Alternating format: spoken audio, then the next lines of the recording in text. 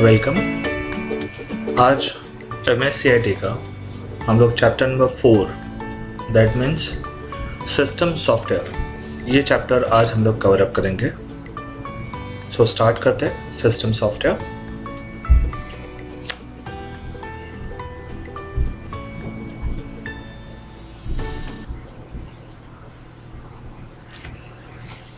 Now जब softwares के बारे में बात करते हैं तो नॉर्मली वहाँ पर दो टाइप के सॉफ्टवेयर्स आते हैं,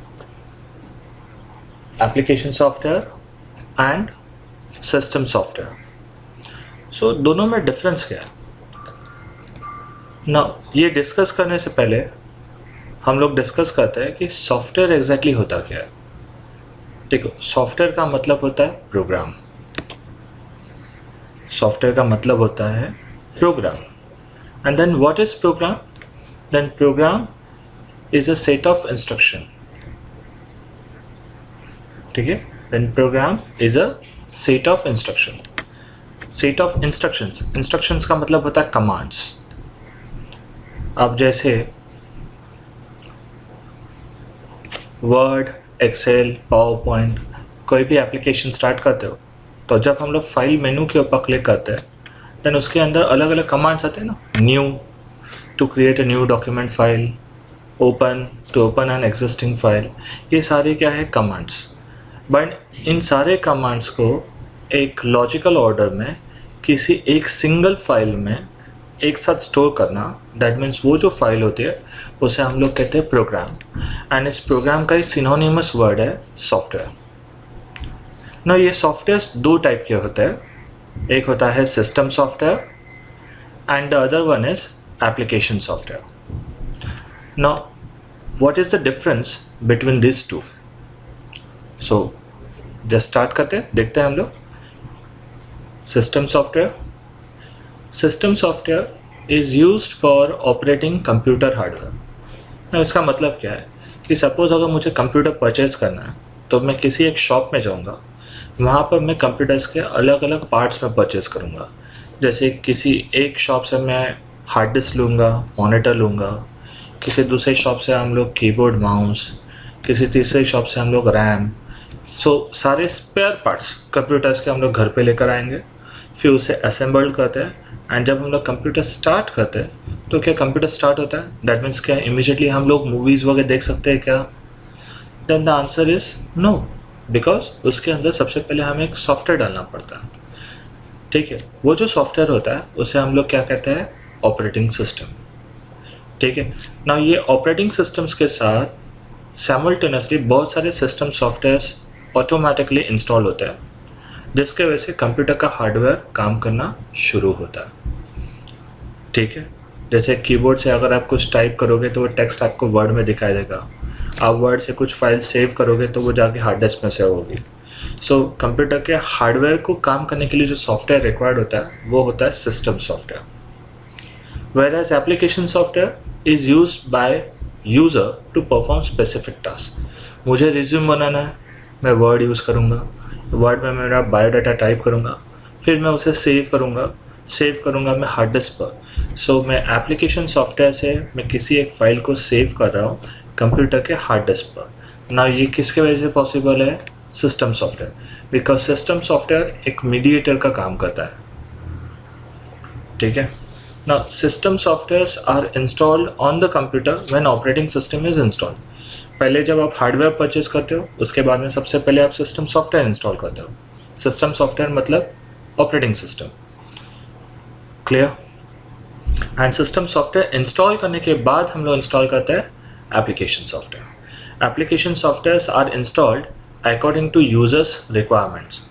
सी, सिस्टम सॉफ्टवेयर में हर एक हार्डवेयर के लिए, आपके कंप्यूटर में जो भी हार्डवेयर है उन सब के लिए आपको एक एक सॉफ्टवेयर कंपलसरी डालना पड़ता है। तो हम लोग इंडिविजुअली रैम का, इसका उसका अलग अलग सॉफ्टवेयर हम लोग तो इंस्टॉल नहीं कर सकते। तो हम लोग एक ऑपरेटिंग सिस्टम इंस्टॉल करते हैं तो उसके साथ ample of softwares automatically install होते हैं और अपने कंप्यूटर का हार्डवेयर वर्क कर लेता है। वेयर एज एप्लीकेशन सॉफ्टवेयर ये आपकी चॉइस के ऊपर रहेगा। अगर आपको MS ऑफिस चाहिए तो आप उसे इंस्टॉल करो, अगर आपको टैली में काम करना है तो आप टैली सॉफ्टवेयर को इंस्टॉल करो, अगर आपको फोटोशॉप चाहिए तो फोटोशॉप इंस्टॉल करो, नहीं चाहिए तो मत करो, it's up to you. But whereas system software for each and every hardware वो कंपलसरी आपको इंस्टॉल करना पड़ता है। क्लियर? तो सिस्टम सॉफ्टवेयर बेसिकली दोनों में डिफरेंस क्या है? सिस्टम सॉफ्टवेयर किसके लिए रिक्वायर्ड है? कंप्यूटर सिस्टम के लिए, हार्डवेयर के लिए। व्हेयरएज एप्लीकेशन सॉफ्टवेयर ये किसके लिए रिक्वायर्ड है? तो यूज़र के लिए। यूज़र जिस सॉफ्टवेयर में काम करता है वो होता है एप्लीकेशन सॉफ्टवेयर, एंड कंप्यूटर जो बैकग्राउंड में काम होता है वो सब कुछ सिस्टम सॉफ्टवेयर में होता है। System software work with end users application software and computer hardware to handle the majority of technical details. System software is not a single program, rather it is a collection or a system of programs that handles hundreds of technical details with little or no user intervention. ये देखो, normally जब हम लोग computer लेते हैं that means hardware, फिर उसके अंदर जो हम लोग पहला सॉफ्टवेयर डालते हैं सिस्टम सॉफ्टवेयर वो होता है operating system. Operating system install करने के बाद में हम लोग इंस्टॉल करते हैं एप्लीकेशन सॉफ्टवेयर, और फिर यूज़र काम करता है। यूज़र क्या करता है? एप्लीकेशन सॉफ्टवेयर में काम करके उस एप्लीकेशन सॉफ्टवेयर थ्रू एक फ़ाइल सेव करना चाहता है, बट वो फाइल एप्लीकेशन सॉफ्टवेयर से आपके कंप्यूटर के hardware that means hard disk में स्टोर करने के लिए बैकग्राउंड में कौन सपोर्ट करता है? Operating system, that means system software. Okay, now there are different types of system softwares, जैसे कि first one of the most important example of system software is operating system. Types of system software, then system software has 4 types: operating system, device drivers, language translators and utilities. So हम लोग हर एक को धीरे धीरे check करेंगे। Now types of system softwares, continue. Operating systems, it coordinates computer resources, provide an interface between the users and the computer and run applications. ठीक है, यहाँ पर ये जो इंटरफेस के बारे में बात कर रहे हैं वो इंटरफेस डेस्कटॉप है। सिस्टम सॉफ्टवेयर आपको डेस्कटॉप प्रोवाइड करता है जहाँ से हम लोग एप्लीकेशन स्टार्ट भी करते हैं एंड एंड करने के बाद में रिटर्न भी हम लोग वहाँ पर ही आते हैं। Utility softwares, it perform specific task related to managing computer resources ना। अभी यूटिलिटीज़ के बारे में अगर एक एग्जांपल अगर देना जाए तो एक छोटा सा यूटिलिटी सॉफ्टवेयर है disc cleaner.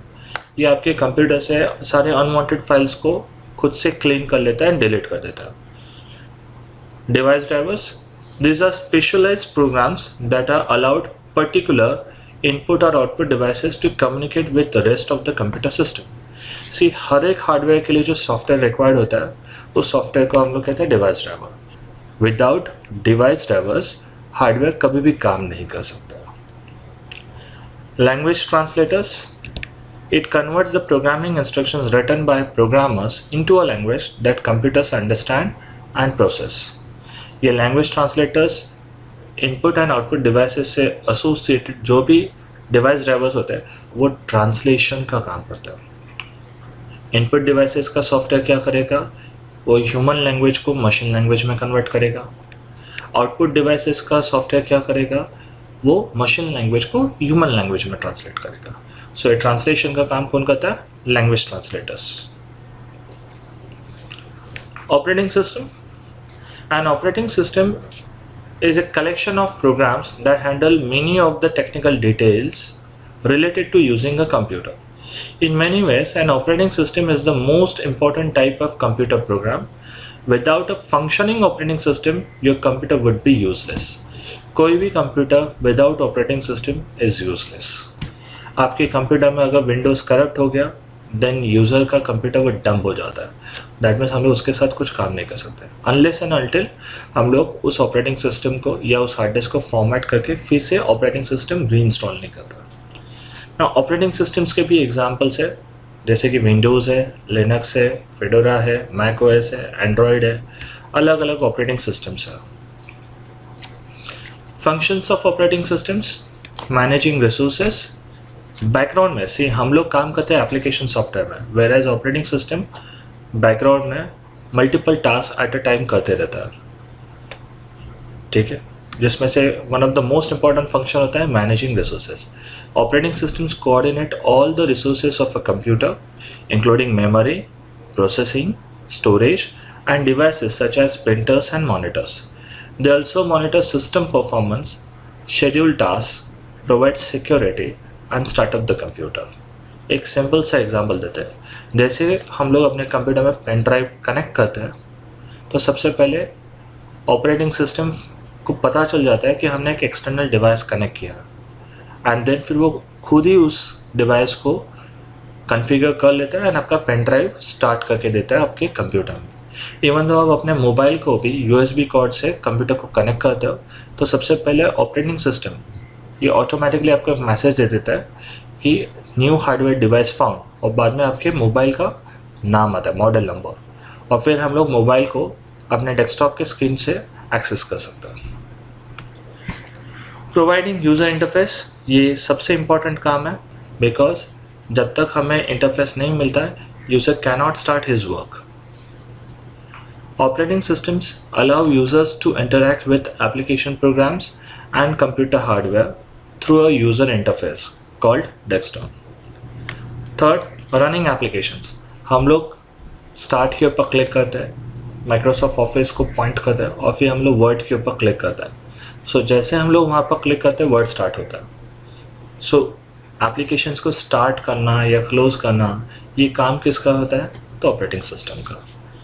Operating systems loads, that means runs applications such as word processor and spreadsheets.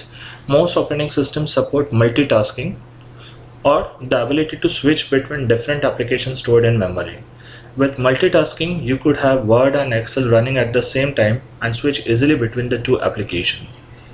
ठीक है, that means at a time हम लोग multiple windows में multiple work कर सकते हैं. Features of operating system and starting and restarting a computer is called booting the system. So यहाँ पर जो भी bold येलो कलर में, रेड कलर में या ब्लू कलर में दिया है इन वर्ड्स की तरफ ध्यान दो, ये ऑब्जेक्टिव्स में आते हैं. Starting or restarting computer is called booting the system. There are two ways to boot a computer, a warm boot and a cold boot. A warm boot occurs when the computer is already on and you restart it without turning off the power. Warm boot मतलब आपका computer start है but थोड़ा सा hang हो गया है तो हमें फोर्सफुली उसे रिस्टार्ट करना पड़ता है. उस प्रोसेस को हम लोग कहते हैं warm boot. And starting a computer that has been turned off is called cold boot. मतलब कंप्यूटर ऑलरेडी बंद है और अभी हम लोग स्टार्ट कर रहे हैं, उस प्रोसेस को क्या कहते हैं? तो cold boot. Important features common to most operating systems. Icons, हर एक ऑपरेटिंग सिस्टम्स में आइकॉन्स होते हैं. Icons are graphic representation for a program, type of file or a function. Pointers, controlled by a mouse and changes shape depending upon its current function. For example, when shaped like an arrow, the pointer can be used to select items such as an icon.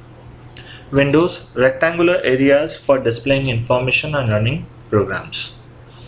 हम लोग जब word start करते हैं तो एक word का window open होता है, एक्सेल स्टार्ट करते तो एक्सेल का विंडो ओपन होता है, उसे कहते हैं विंडोज़, जिसके अपर राइट कॉर्नर में minimise, maximise and close buttons होता है. Menus provides a list of options और commands that can be selected. जब हम लोग वर्ड में फाइल के ऊपर क्लिक करते हैं तो आपको न्यू, ओपन, सेव एज ये जो ऑप्शंस आते हैं उसे कहते हैं menus. Tabs divide menus into major activity areas such as format and page layout. Just like कि आप जब वर्ड स्टार्ट करते हो, एक्सेल स्टार्ट करते हो, देन टॉप में just below the title bar आपको टैब्स दिखाई देते हैं जिसमें होम टैब होता है, इंसर्ट टैब होता है, पेज लेआउट टैब होता है, फॉर्मूला टैब होता है, डेटा टैब होता है. वो सारे टैब्स हैं एंड उस पर्टिकुलर टैब में उससे एसोसिएटेड सारे फंक्शंस के आइकॉन्स होते हैं. Dialog boxes typically provide information or request input. So when you want to save your file, आप फाइल में जाते हो, सेव के ऊपर क्लिक करते हो. अगर आप फर्स्ट टाइम सेव कर रहे हो देन कंप्यूटर एक डायलॉग बॉक्स आपको प्रोवाइड करता है जिसमें आपको file name and location type करना रहता है. रिमेंबर, डायलॉग बॉक्स के अपर राइट साइड में मिनिमाइज, मैक्सिमाइज बटन्स नहीं होते, सिर्फ क्लोज बटन होता है. Help provides online assistance for operating system functions and procedures. Files are used to store data and programs, whereas related files are stored within a folder, and for organizational purposes, a folder can contain other folders और sub folders. ये files and folders का explanation याद रखो, इसके ऊपर objectives के questions आते हैं। Categories of operating systems, so there are different categories of operating system, जिसमें से फर्स्ट हम लोग डिस्कस करेंगे embedded operating system. It is also known as real time operating system, are entirely stored within और embedded in a device. They control smart watches, smartphones etcetera. आप जब phone लेते हो देन आप उसके अंदर ऑपरेटिंग सिस्टम इंस्टॉल नहीं करते हैं, क्योंकि वो ऑलरेडी प्री लोडेड आता है। तो ऐसे जो प्री लोडेड ऑपरेटिंग सिस्टम्स होते हैं उन्हें हम लोग कहते हैं embedded operating systems. Stand alone operating systems, it is also called desktop operating systems, control a single desktop और a laptop computer. These operating systems are located on the computer's hard disk. ठीक है, सो जैसे हम लोग चाहिए तो later on फिर से फॉर्मेट करके री इंस्टॉल कर सकते हैं, whereas embedded operating system को हम लोग फॉर्मेट नहीं करते हैं, बिकॉज वो डायरेक्टली मैन्युफैक्चर थ्रू आता है। Network operating system, these are used to control and coordinate computers that are networked or linked together. ऐसे ऑपरेटिंग सिस्टम को हम लोग क्या कहते हैं? Network operating system. Mobile operating system, mobile operating systems are also known as mobile OS, are a type of embedded operating system. Just like other computer systems, mobile computers including smartphones, tablets and wearable computers require an operating system. इनमें से सबसे दो popular operating system जो है वो है Android and iOS. Android was introduced in 2007. It was originally developed by Android Incorporation and later purchased by Google. Android is widely used in today's smartphone. And remember, ये Android operating system भी बना है Linux में. iOS, it has also known as iPhone OS, was originally developed in 2007 by Apple. It is based on Mac OS and is used as a platform for Apple's iPad and iPhone. इसे normal machines, that means हमारे computers में हम लोग install नहीं कर सकते. ये सिर्फ कहाँ पर इंस्टॉल होता है? तो एप्पल कंप्यूटर्स पर. Windows, Microsoft Windows is the most widely used personal computer operating system. Because its market share is so large, more application programs have been developed to run under Windows than any other operating system. Because इसका market share more than 90% है. So जो भी new softwares या new apps develop होते हैं ये Windows based ही होता है. Windows comes in a variety of different versions and is designed to run with variety of different microprocessors. The three recent versions are Windows 7, Windows 8 and Windows 10. Windows 10 right side में आपको screen दिखाई दे रहा है, ये सबसे latest operating system है. It was announced in 2015. It merges Windows desktop and mobile operating system. Earlier window based mobile भी आते थे नोकिया के, जिसमें विंडोज़ ऑपरेटिंग सिस्टम हुआ करता था. सो ये विंडोज़ ऑपरेटिंग सिस्टम ये इस तरह से डेवलप किया गया है सो दैट ये मल्टीपल प्लेटफॉर्म पर वर्क कर सके.